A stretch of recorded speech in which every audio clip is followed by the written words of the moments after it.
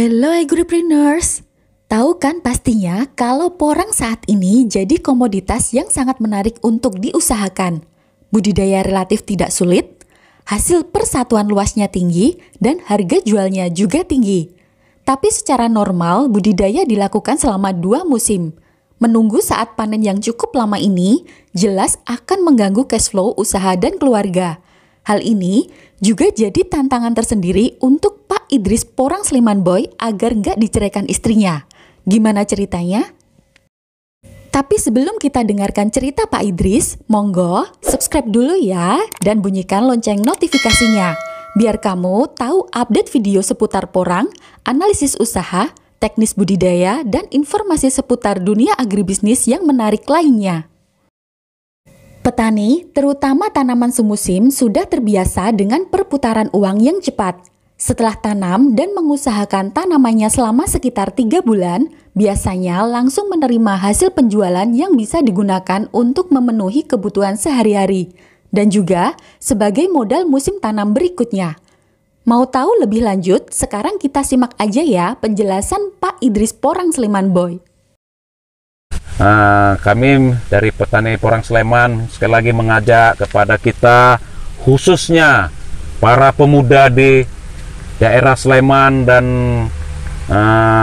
Yogyakarta ini, provinsi Yogyakarta ini, tanah di daerah kita ini, Sleman ini adalah tanah yang sangat subur. Kita bisa panen satu musim. Kenapa kita harus panen satu musim?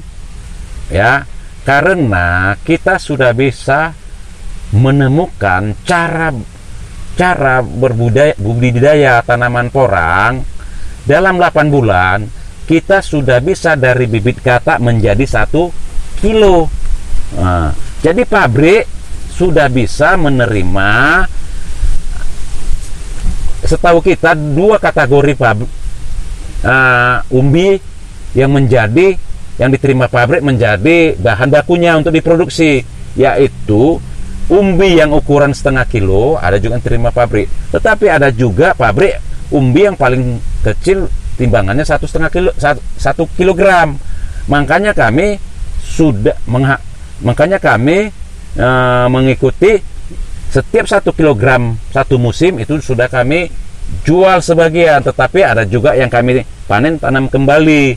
Jadi kenapa pertanyaan harus 1 musim? Salah satunya kegiatan cash flow-nya. Ya, terus terang aja nih, maaf ini istriku. Kalau terus terang aja, kalau kami panen 2 musim diceraikan istri, bos. Diceraikan istri. Jadi ya makanya kami pilihlah 1 musim daripada diceraikan istri. Karena petani porang ya lebih bagus langsung dijual, tetapi sebagian ditanam kembali untuk mendapatkan hasil yang lebih maksimal. Tadi saya ulangi lagi, karena apa 1 musim?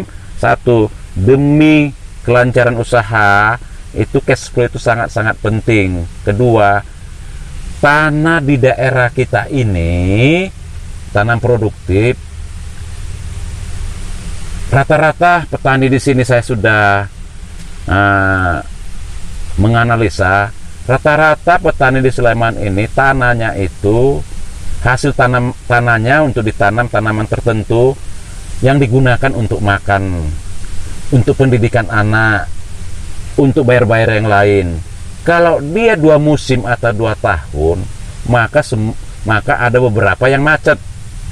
Oleh sebab itu maka kita siasati bagaimana kita harus panen 1 musim. Jadi itu alasannya kita 1 musim, 1 lagi cash flow, kedua memang kondisi lingkungan lahan di sini harus 1 musim. Ketiga, mungkin kita punya tujuan lain yang nggak bisa kita ungkap di YouTube ini. Mungkin dengan sangat berterima kasih kepada channel Inspirasi Agrobisnis yang ada di Yogyakarta ini, kami mengucapkan teruslah menginspirasi anak-anak muda, khususnya anak-anak muda di daerah Sleman ini, dan seluruh, bila perlu untuk pemuda seluruh Indonesia supaya memilih menjadi petani yang milenial. Milenial. Kemudian kalau ada kata-kata yang menyinggung perasaan pribadi, kelompok, masyarakat atau siapapun, kami minta maaf karena kami adalah manusia biasa yang tidak luput dari kesalahan. Salam porang Sleman, semoga tetap jaya. Meski budidaya porang tidak sulit, tapi perlu diterapkan juga praktek budidaya yang baik agar hasilnya bisa maksimal. Kita tilik kembali gimana budidaya yang dilakukan Pak Idris agar bisa panen satu musim atau 8 bulan. Pertama, pemilihan benih yang bagus. Benih bisa berasal dari bagian generatif atau sering disebut biji spora, katak, dan umbi.